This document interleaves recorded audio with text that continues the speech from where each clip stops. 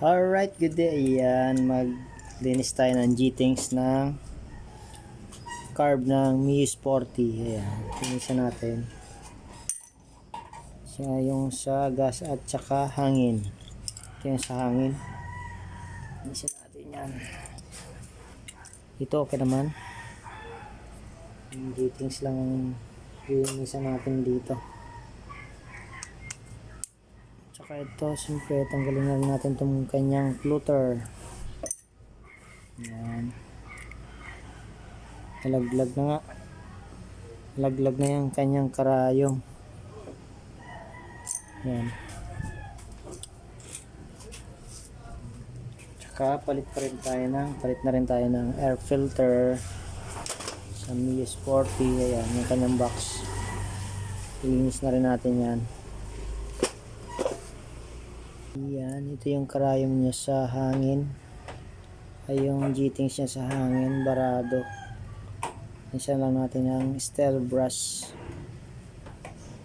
Ayan, steel brush lang yan.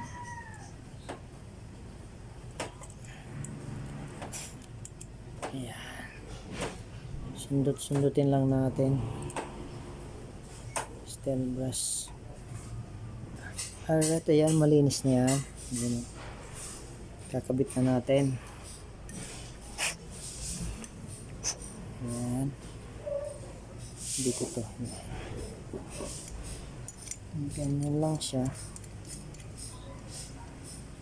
Tsaka ito. Ganyan lang siya.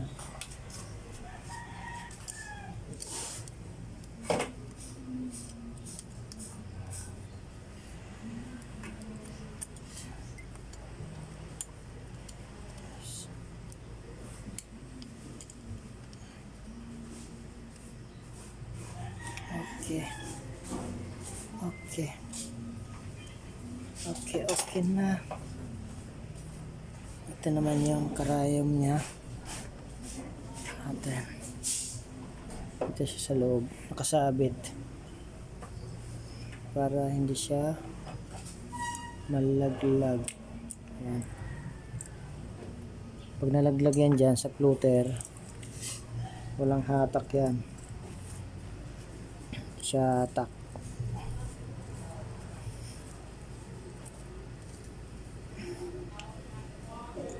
Alright, ayos na. Tingnan tayo sa takip.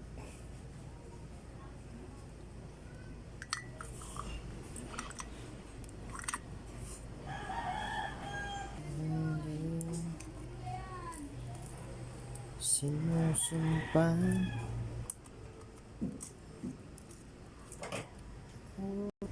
Kabit naman natin yung kanyang diaphragm. Kanyang diaphragm. Depend ba yung diaphragm? Ha? Depend diaphragm. Ayos naman, wala nang punit.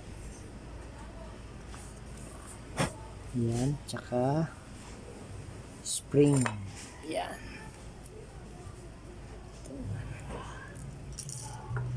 Siyempre, yung takip na rin.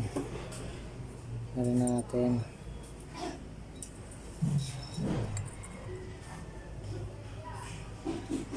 Okay, ayos. Tornilyan natin yan.